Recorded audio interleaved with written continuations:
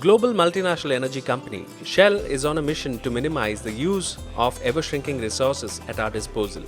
The company has invested heavily in green programs, from finding ways to convert household trash and agricultural waste into usable sources of energy, to testing diesel extracted from waste. While this man-made diesel may be years away from being commercially available, but what seems a lot more closer to being a possibility is the Shell concept car. Conceptualized and designed by Gordon Murray, better known for his contribution to Formula One and being a key player in designing the McLaren's iconic F1 supercar, this minuscule car he built is to maximize efficiency and minimize emissions.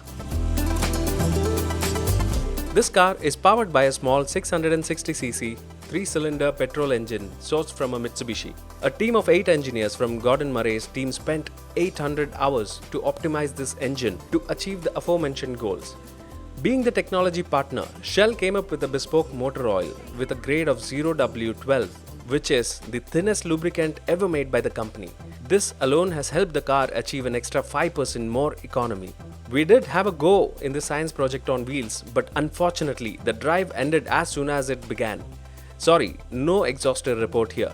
But what we can tell you is getting into and out of the car is quite dramatic, as the front of the car opens like a clamshell. The driver's seat is placed in the middle, like in the McLaren F1. While that feels a bit odd at first, what feels odder is the fact that there's no AC.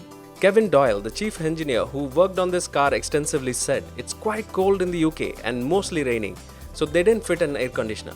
What he also added makes a lot of sense, as achieving 38 kpl would have been difficult with one. To talk more about this concept car, we have Kevin from Gordon Murray Designs joining us. He can tell us a lot of details about this car. Kevin, can you tell us what materials you guys have used to make this car? Okay, so this car is mainly carbon fibre. We've used a process called iStream. iStream, which is an IP for Gordon Murray Design, and it's basically a tubular structure, 60mm diameter tube, only about 1.5 mil thick, and then you bond on the carbon fibre onto that, and that gives you the strength. Start the engine and it sounds more like a 2-cylinder motor at idle, with fair share of vibrations.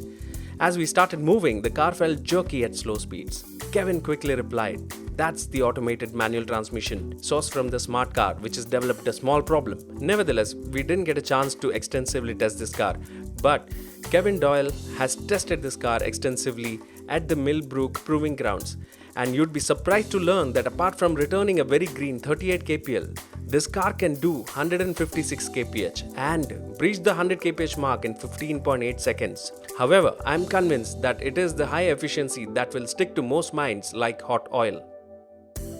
Has this car been crash tested? Yes, all of our cars, we do not.